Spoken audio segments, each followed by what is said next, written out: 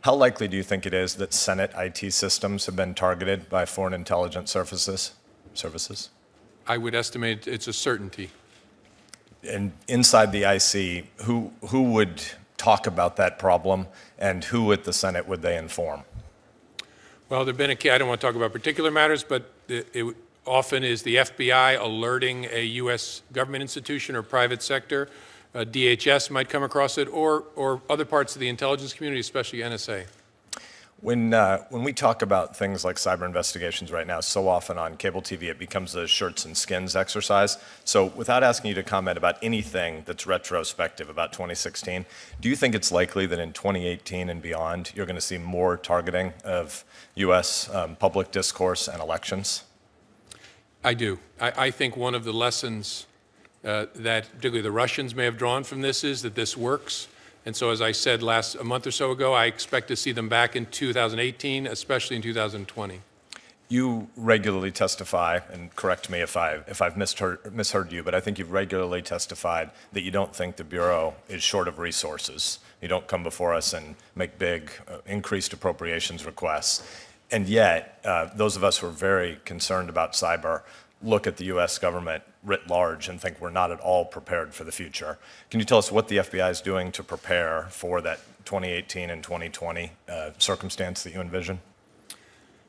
Without giving too much detail, we have an enormous part of the FBI in our counterintelligence division and in our cyber division that focuses on just that threat and making sure that we do everything we can to understand how the bad guys might come at us, and as I talked about earlier, to equip the civilian agencies that are responsible for hardening our infrastructure with all the information we have about how they're going to come at us. And if you had, in your national security domain, increased resources, how would you spend another marginal dollar beyond what you expect to receive now? I'd probably have a tie between investing more in upgrading our systems to make sure we're keeping pace with the bar of excellence, and probably to hire additional cyber agents and analysts. And if you had your druthers, what kind of increased funding request would you make? I wouldn't make any sitting here. I'd like to talk a little bit about WikiLeaks. In January, the FBI contributed to an IC assessment that concluded that WikiLeaks is a known outlet of foreign propaganda. Do you stand by that assessment? Yes. Do you believe that WikiLeaks has released sensitive and classified information? Yes.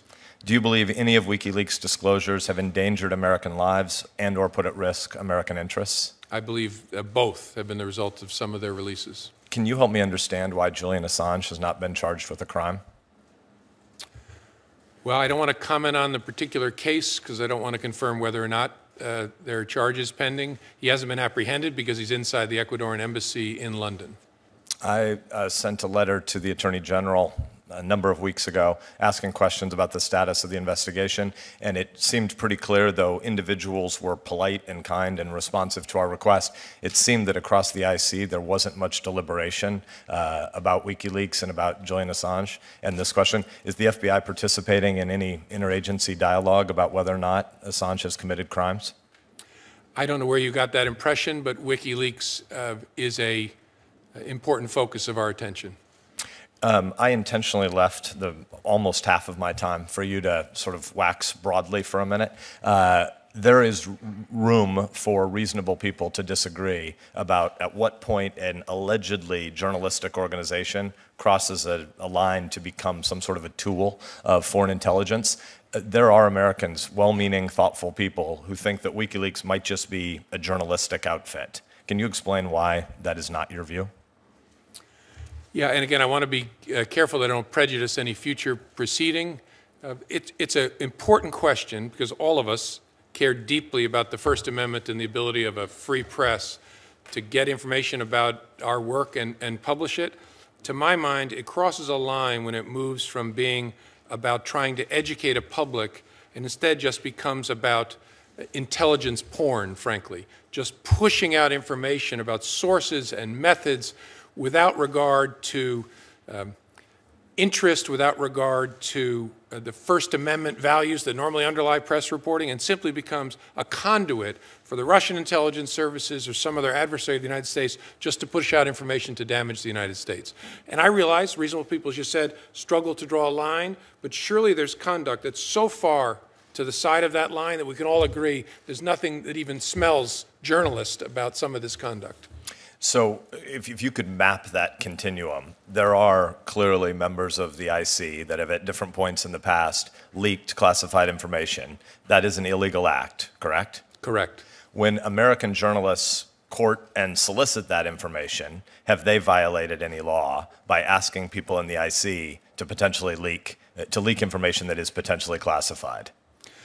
That conduct is not treated by the U.S. government as criminal conduct. Now, I've been asked in other contexts, isn't it true that the espionage statute has no carve-out for journalists? That's true, but at least in my lifetime, the Department of Justice's view has been news gathering and legitimate news reporting is not covered, is not going to be investigated or prosecuted as a criminal act. That's how it's thought of. So an investigative reporter taking advantage of and celebrating the liberties that we have under the First Amendment at the Washington Post or at the Omaha World Herald or at the Lincoln Journal-Star or at the New York Times, trying to talk to people in the IC and get the maximum amount of information that they possibly can out of them to inform the public. It is not the burden of an American journalist to discern whether or not the member of the IC is leaking information that might be classified. The journalist can legitimately seek information, and it's not their job to police it. The member of the US IC that leaks classified information has broken a law. Right. The clear legal obligation rests on those people who are in the government in possession of intelligence, classified information. It's not the journalist's burden. Okay. Our focus is and should be on the leakers, not those that are obtaining it as part of legitimate news gathering. So I want to hear this part one more time, and I know that the chairman has indulged me. I'm at and past time, but the American journalist who's seeking this information differs from Assange and WikiLeaks how? In that there's at least a portion, and people can argue that maybe this conduct WikiLeaks has engaged in the past that's closer to regular news gathering, but in my view, a huge portion of WikiLeaks' activities has nothing to do with legitimate news gathering, informing the public, commenting on important public controversies, but is simply about releasing classified information to damage the United States of America. And people sometimes get cynical about journalists. American journalists do not do that. They will almost always call us before they publish classified information and say, is there anything about this that's going to put lives in danger, that's going to jeopardize government people, military people, or innocent civilians anywhere in the world, and then work with us to try and accomplish their important First Amendment goals while safeguarding those interests. This activity I'm talking about, WikiLeaks, involves no such considerations whatsoever. It's what I said to intelligence porn. Just push it out in order to damage. Thank you.